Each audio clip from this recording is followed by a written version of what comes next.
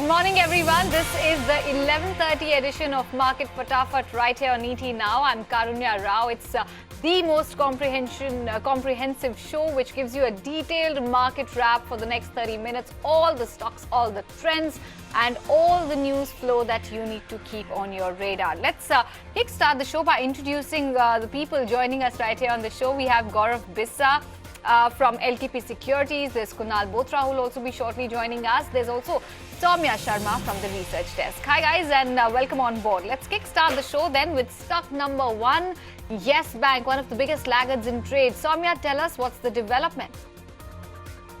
And this is one stock that's bleeding heavily today in trade, down by over more than 12% approximately. This is on back of a brokerage note also, wherein UBS has all the reiterated sell rating, but they have downgraded the price target sharply from 170 to 90 rupees per share. Well, they believe that expectations of sharp turnaround are less likely to fructify, and the NPL risks seem to be higher than current expectations. The key metrics also seem to be deteriorating significantly over FY20. Apart from this, in their annual general meeting, wherein Ravneet Gill was heading the entire AGM this time as the new CEO, the board was completely avoiding the shareholders' queries as far as Rana Kapoor's future at the board and the bank is concerned. In fact, they tried to assure the shareholders on the asset quality issues, but it did not actually go really down well, with the shareholders' stock down by over 12% today in trade. Okay, that's Yes Bank for you, and look at the way that stock has been cracking away in trade. It's down almost 12% on back of the fact that the investor concerns and queries were not addressed adequately at the AGM yesterday. Moving right on to a stock from the broader end of the universe, it's Ceat, a tire company which is reeling under pressure today. They also held their analyst meet yesterday. The signals and the commentary that the management gave yesterday was really not helpful at all. It was very, very mixed. They said they talked about what they plan to do with their capex of almost 3,300 crore rupees. They are confident of utilizing new capacity with a reasonable ROE. Now, they've said things like reasonable, they've said things like hazy demand and so on and so forth, but they've not really talked about numbers, about timelines, or any empirical, empirical information given by the company. Perhaps that's why the street is not too enthused. They're also expecting product mix to turn adverse over the next 12 to 18 months, because they're ramping up TBR, which is truck and bus radials, they're ramping up passenger car radials as well.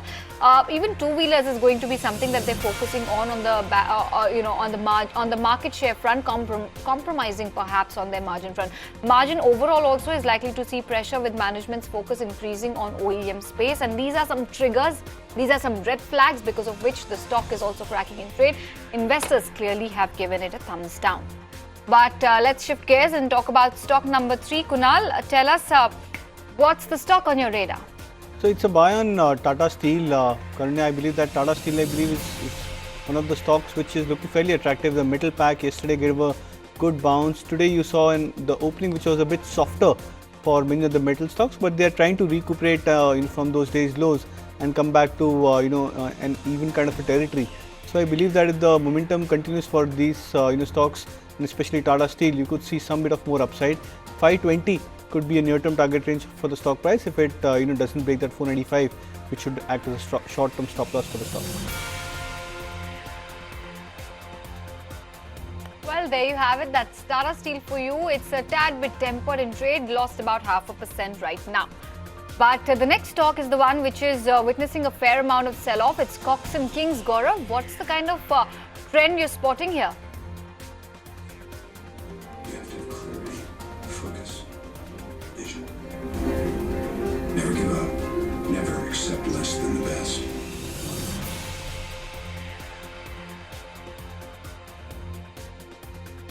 Okay, I think we seem to have snapped that line with Gaurav. I'll quickly read out his perspective. He sees a strong downtrend when it comes to Cox and Kings. He sees it breaking crucial support levels, and he's advised many of those who are particularly invested into the counter at this point of time to exit it. That's the word coming in on Cox and Kings, the stock which is down almost 5%. Meanwhile, another stock, a blue chip name, Soumya, another private bank which is sulking in trade is IndusInd. Tell us what that UBS downgrade talks about. Along with cutting the price target for Yes Bank, we have UBS downgrading IndusInd Bank as well from neutral to sell. They've also revised the price target to 1400 rupees per share. In fact, they say that the lending to the non-investment grade companies is higher than what the street has been expecting, and in fact, the credit risk are also higher than the expectations. They believe that at 3 times price to book value, the stock is trading near its historical average. At the same time, they believe that proposed Bharat Finance merger would actually provide some sort of support in the near-term earnings. But on the basis of the unfavorable risk-reward return, they've downgraded the stock from neutral to sell and also have revised the price target. Exactly, and we're looking at a massive reaction on the stock price as well, losing 8%. Look at Yes Bank losing 12% and followed by IndusInd, another blue chip name from the private banking space, losing in trade big time. But let's shift once again back to the broader end of the markets and pull up D-Mart. That's another stock we're focusing on today. Yesterday, D-Mart as well conducted their analyst meet, and they've given a fair amount of commentary about their future roadmap as well.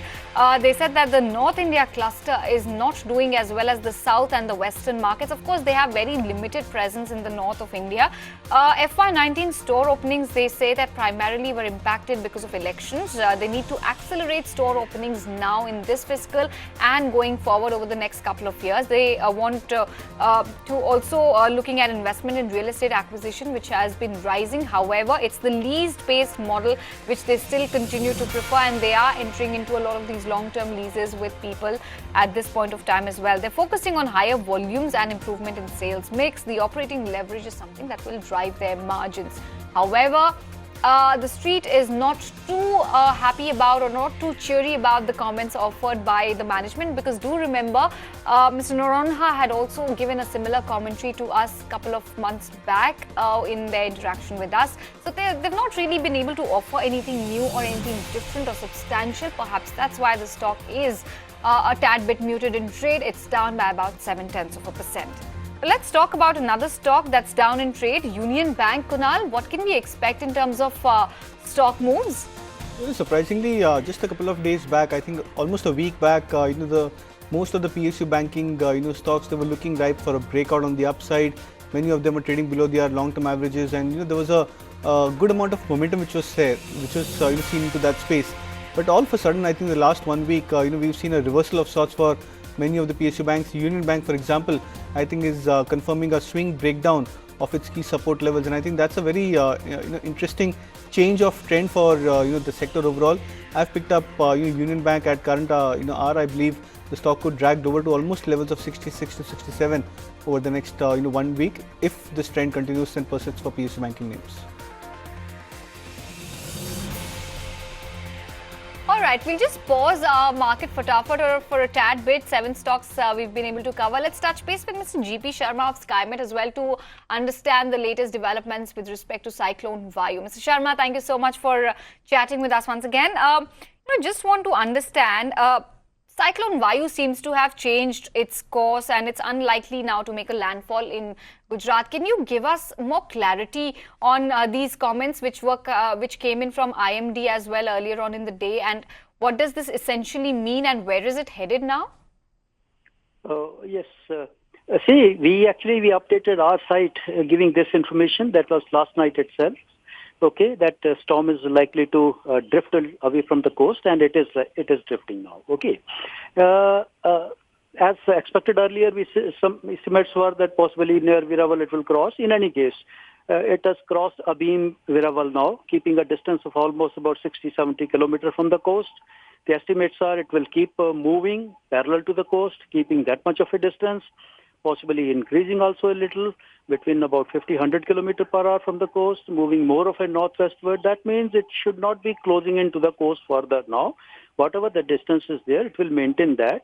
And after about possibly another 6 hours or so, you will find it will possibly have a little more distance, moving a little away from the coast towards the Arabian Sea. Okay, but then, since it's a very severe cyclonic storm, its peripherals have already reached the coast. There are strong winds. There is a rain right from Viraval onward up to even Porbandar, Dwarka, Okha. These are to be kept under observation because there will be very strong winds.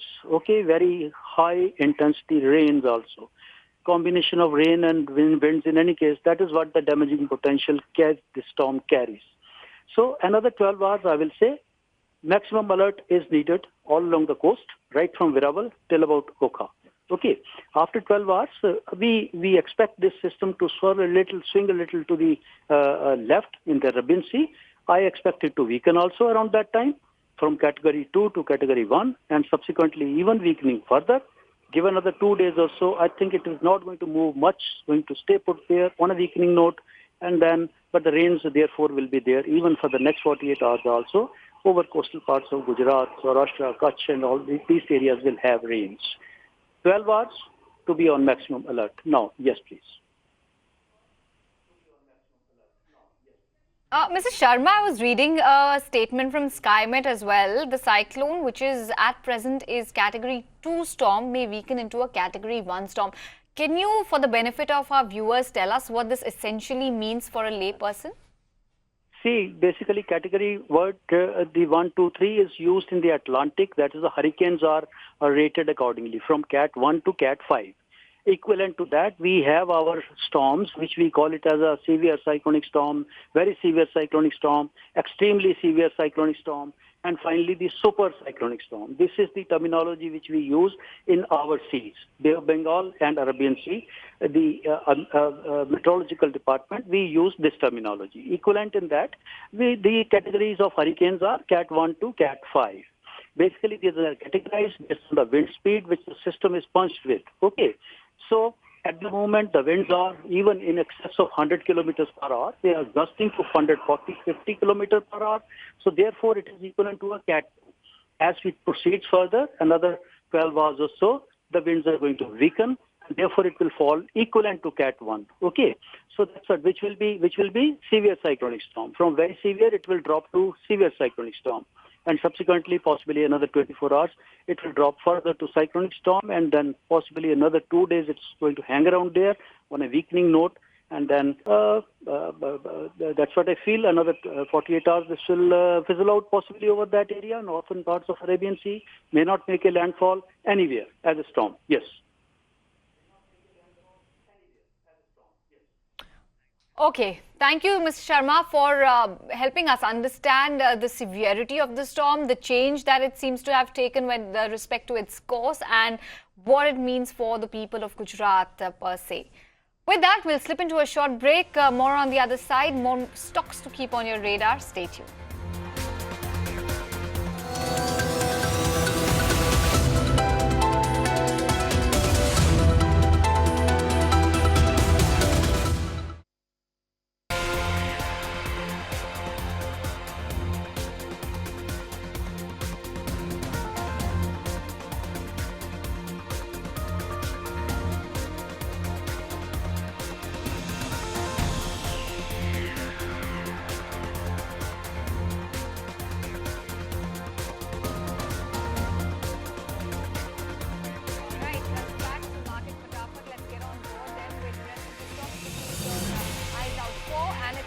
One of the biggest laggards from the PSU banking space. Gaurav, tell us what to expect when it comes to the stock move.